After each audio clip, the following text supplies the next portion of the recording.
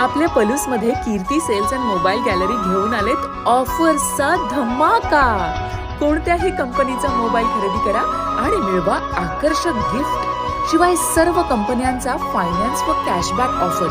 सर्व नामांकित कंपन्यांचे मोबाईल व ॲक्सेसरीज मिळवण्याचे एकमेव ठिकाण Kirti sales and mobile gallery, Meenakshi Chitramandir समोर, कराड तासगाव रोड, पलूस। प्रोप्रायटर कुलभूषण शीतल सावळवाडे।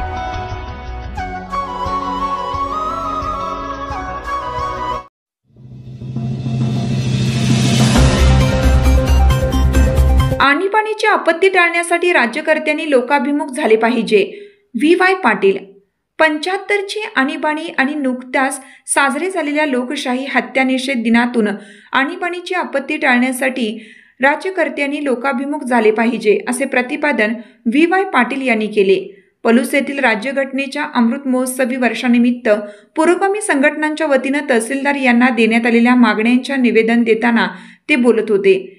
या प्रसंगी ते म्हणाले, विद्यमान राज्यकर्त्यांची धोरणे आणि व्यवहार आणीबाणीपेक्षाही घातक आहेत।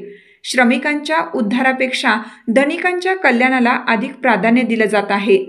राज्यकर्त्यांनी दमन यंत्रणांच्या वापराने विरोधकांना नामोहरण करण्यापेक्षा जनताही सार्वभौम आहे याचे भान ठेवून लोकभावनेचा आदर केला पाहिजे व लोकांच्या मागण्यांना न्याय दिला पाहिजे। या प्रसंगी आदम पठाण म्हणाले, समाजवाद आणि धर्मनिरपेक्षता ही मूल्ये सुप्रीम कोर्टाच्या निवाड्यानुसार कोणालाही बदलता येणार नाहीत। या प्रसंगी पुढील प्रमाणे मागण्यांचं निवेदन तहसीलदार तृप्ती दिठे यांना पुरोगामी संघटना प्रतिनिधींनी दिलं।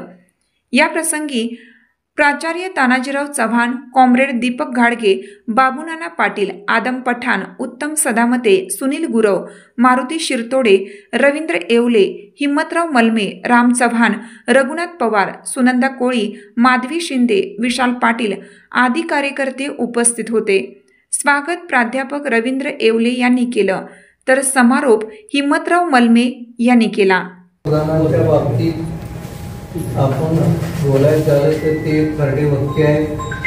आंतरराष्ट्रीय कीर्तीचे दृष्टी अशा तऱ्हेचे ते मोठे विचारवंत आहेत आणि आपल्या देश हा एक समृद्ध भारत देश घडवावा म्हणून त्यांनी